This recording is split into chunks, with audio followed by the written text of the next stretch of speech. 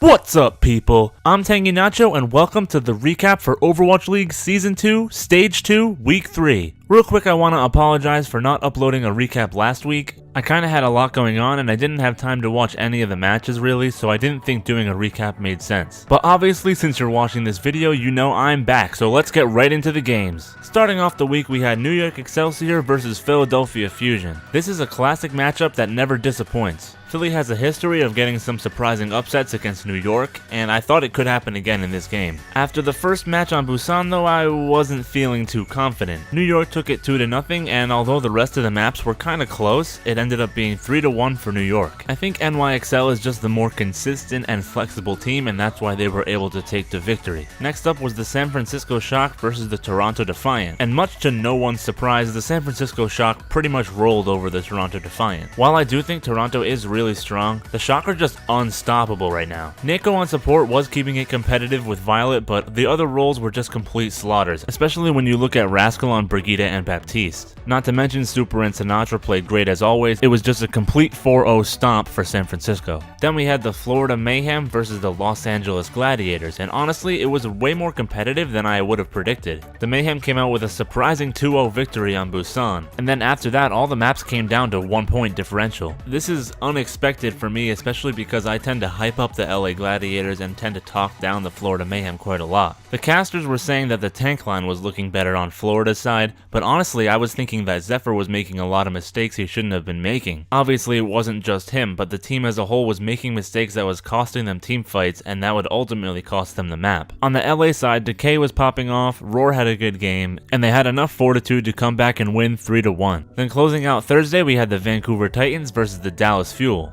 No one really expected Dallas Fuel to put up much of a fight, and for the first half that was the case. But going into Blizzard World and Junkertown, they actually made things interesting. Twilight had a hell of a game, and despite the best efforts from AKM and Unko, the Vancouver Titans won it 4-0. Moving on to Friday, we had what ended up being the craziest match of the week, New York Excelsior versus Atlanta Reign. And the reason it's crazy is because, well, New York did not win. It was Atlanta Reign that came out with the victory. This ended a regular season winning streak for New York that stretched back to last season, and it was lost to the Atlanta Reign of all teams. Obviously Atlanta's not bad at all, and they proved that on Friday. I think they just had a super on night where everybody was popping off. Erster, Baby Bay, FRD, Dogman, they were all playing awesome. And New York uncharacteristically was not able to capitalize on the few mistakes they made or adjust to their playstyle. The stars aligned for the Reign and they ended up winning 3-1. Then we had kind of the opposite situation with the Philadelphia Fusion versus the Houston Outlaws. And I say the opposite because I thought this was going to be a pretty close match. But what we got was an absolute stomp from the Philadelphia Fusion.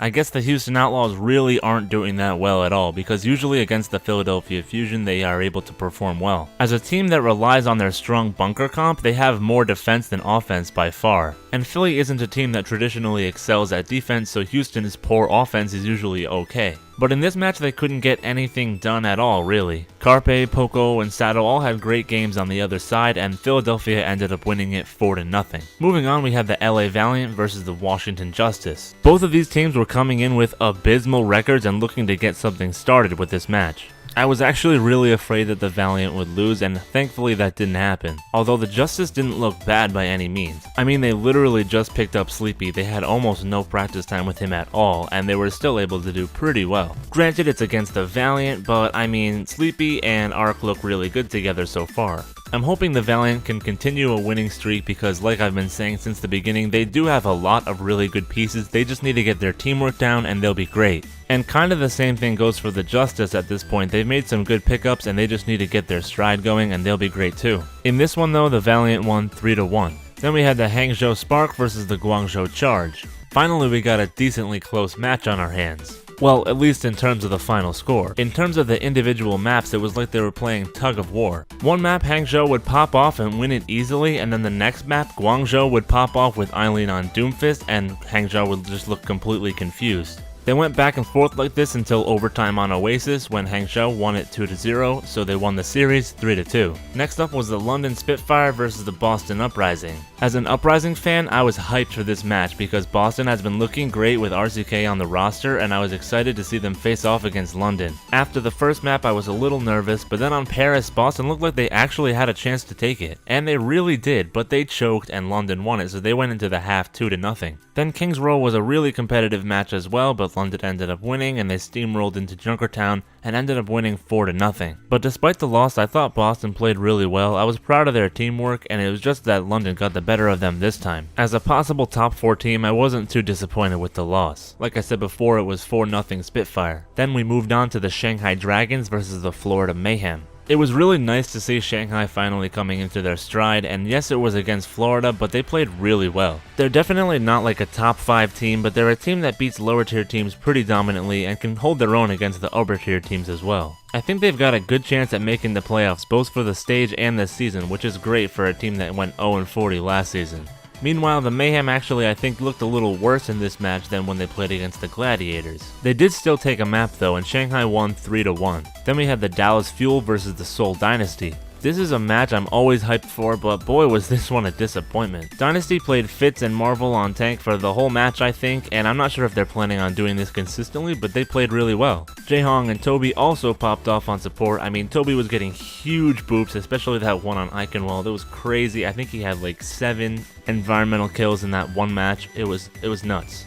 Fuel got handled again. They had a pretty unfortunate lineup with Seoul and Vancouver earlier in the week, but all things considered, I think they played alright. Anyway, Seoul won it 4-0. Next was the LA Gladiators versus the Chengdu Hunters, and the Gladiators did a pretty good job dealing with Chengdu's wanky comps. All things considered though, it was a closer match than I would have thought. Going into the half, it was tied 1-1, and then maps 3 and 4 were decided by only 1 point. Unfortunately for Chengdu, both points went in the direction of LA Gladiators and they won 3-1. Then on Sunday, we started off with Vancouver Titans versus Boston Uprising. The Titans were looking to tie the league streak for the most matches won in a row, and I think Boston is actually the current holder of that, but I'm not certain. Anyway, despite their best efforts, Boston wasn't able to hold back Vancouver and they were able to take the victory and tie the streak. Once again though, I think Boston played pretty well against a team that's pretty much the best in the league. The maps were all pretty close despite the 4-0 scoreboard. Same story as with London, so it seems like Boston needs to get a little better at finishing off what they start. Capitalize better on mistakes, play more consistently, and I think they really could be a top 5 team in the league. This time though, it was 4-0 for Vancouver.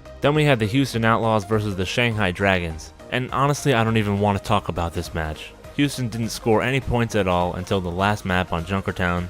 By that point, they had already lost the match. I mean, they can't get any offense going at all. It's really sad. I don't know if they need to give Lynxer more playtime or what, but something has got to change. Shanghai played fine. Like I said earlier, they're a solid team. They ended up winning 3-0. Then moving on to the next match, we had the Hangzhou Spark versus the San Francisco Shock. And just like the Titans, San Francisco was looking to set a record. But theirs was for consecutive map victories, which means they couldn't even lose a map. And luckily for them, they didn't, but it looked like they might for a second on Paris, which ended up going 5-4.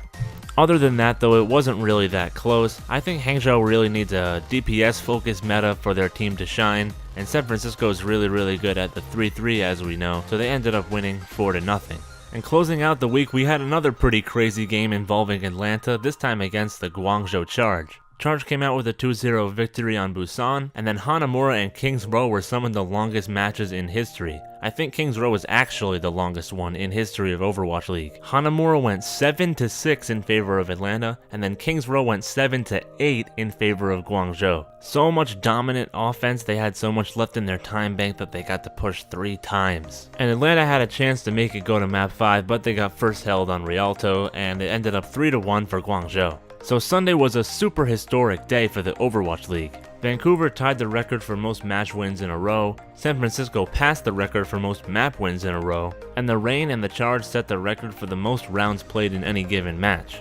Taking a quick look at the standings, we have 4 teams that are still undefeated this stage, the LA Gladiators, the San Francisco Shock, the Vancouver Titans, and the London Spitfire. Who knows how long that'll last, but I'm just personally glad to see that New York Excelsior is not one of them. Nothing against New York, it's just I like to see the best teams get got every once in a while. Houston Outlaws, Washington Justice, and Florida Mayhem still without a win. And now, as always, I'll do my predictions for next week. Super hyped for the Dallas Fuel homestand. If you haven't heard about it, Dallas Fuel is playing both its matches this week in Dallas. The first matches ever to be played in the Overwatch League outside of Los Angeles, so it's super hype. And there's only matches on Saturday and Sunday next week, so let's get right into it. Paris Eternal versus London Spitfire, 3-1 London. Hangzhou Spark versus Chengdu Hunters, 3-2 Hangzhou. Houston Outlaws versus Seoul Dynasty, 4-0 Seoul. LA Valiant versus Dallas Fuel, 3-1 Dallas. Hangzhou Spark versus Paris Eternal, 3-2 Paris. Chengdu Hunters versus London Spitfire, 3-1 London. Seoul Dynasty versus LA Valiant, 3-2 Dynasty. And lastly, Houston Outlaws versus Dallas Fuel in Texas. What a great match it's gonna be. I hope it goes 3-2 Houston.